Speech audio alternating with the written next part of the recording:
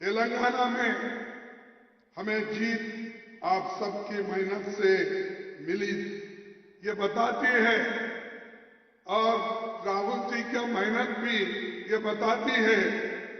एक उर्दू में शायर है, मैं कहूंगा, हजार वर्ष गिरे लाख आंधियां उठे, वो फूल खिल के रहेंगे जो खिलने वाले हैं।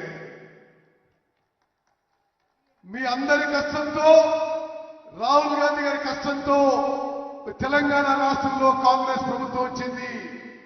ఏం జరిగినా సరే తెలంగాణలో కాంగ్రెస్ పార్టీ మంచి భవిష్యత్తు చెప్పి నేను మనవి చేస్తాను. आप काम करेंगे तो नतीजा सामने आएगा। विधानसभा चुनाव में कांग्रेस अकेली लड़ी, एक सीट पर सीपीआई, बाकी सीट पर कांग्रेस, और आपके मेहनत की वजह से आप और यहां के बैठे हुए लीडर्स एक होकर काम करने की वजह से ये नतीजा आज निकला है। वही नतीजा आपको पार्लियामेंट में लाना है। మీరందరి కష్టంతో సాహసంతో ధైర్యంతో మీరు ఈ వేదిక మీద నాయకులందరూ కూడా సమిష్టిగా పనిచేసినందుకే శాసనసభ ఎన్నికల్లో గెలిచారు. అదేవిధంగా పార్లమెంట్ ఎన్నికల్లో కూడా మీరు వేదిక మీద అందరూ కూడా కష్టపడి పనిచేయాలని చెప్పి మీ అందరికీ విజ్ఞప్తి చేస్తున్నాను. तेलंगाना में हमारी सरकार को अपने कामकाज से देश में एक मॉडल बनाना है। कोई भी ये कहे कि भाई ये काम जो हमारे रेड्डी साहब ने जो कांग्रेस के तरफ से किया और कांग्रेस ने यहां जो मॉडल बनाया वो मॉडल हम इंप्लीमेंट करेंगे, ऐसा सारे देश के लोग बोलना चाहिए। ఇక్కడ ప్రభుత్వ పనితీరు భారతదేశం మొత్తం కూడా అనుకోవాలి.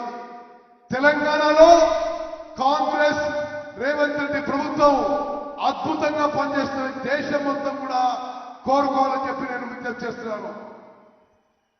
और मोदी जी हमेशा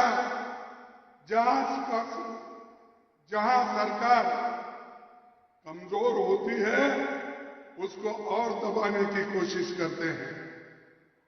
परसों उन्होंने एक नेता को बुलाया था, महाराष्ट्र के नेता को, मैं नाम नहीं बोलना चाहता हूं, लेकिन मैं उनके जो नेता लोग बुला के उनको पूछे, क्या पूछे, महाराष्ट्र में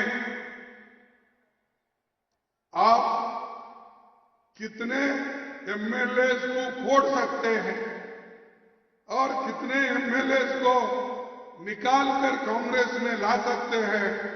ये क्वेश्चन किसी एक सामान्य व्यक्ति ने नहीं पूछा, ये तो दिल्ली के बड़े नेता पूछे हैं। इसका मतलब यही है कि तोड़ो, जहां कहीं भी यूनिटी है, जहां कहीं भी एमएलए है, उनको तोड़ने का काम करते हैं। लेकिन तेलंगाना में वो काम अब नहीं हुआ, पीछे हो गया होगा।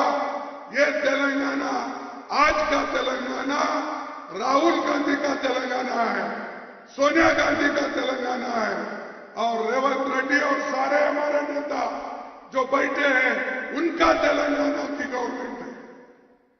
నరేంద్ర మోదీ, అమిత్ షా ఎక్కడ ఏ రాష్ట్రంలో అయినా ప్రభుత్వం బలహీనంగా ఉన్న పార్టీ బలహీనంగా అది విచ్ఛిన్నం చేసే ప్రయత్నం చేస్తున్నారు. ఈ మధ్య వాళ్ళు మహారాష్ట్ర నుంచి ఒక నాయకుడిని పిలిచి మీరు ఎంతమంది ఎమ్మెల్యేలు తీసుకురాగలుగుతారు, ఎట్లా ఆ పార్టీని విడగొట్టరని చెప్పి అడిగిండ్రు. ఎవరూ పోలేదు. ఈరోజు తెలంగాణలో కాంగ్రెస్ పార్టీ బలంగా ఉంది. రేవంత్ రెడ్డి నాయకత్వంలో కాంగ్రెస్ పార్టీ నాయకులందరూ కూడా ఐకమత్యంగా ముందుకు పోవడం చాలా సంతోషం అని చెప్పి నేను మనం చేస్తున్నాను.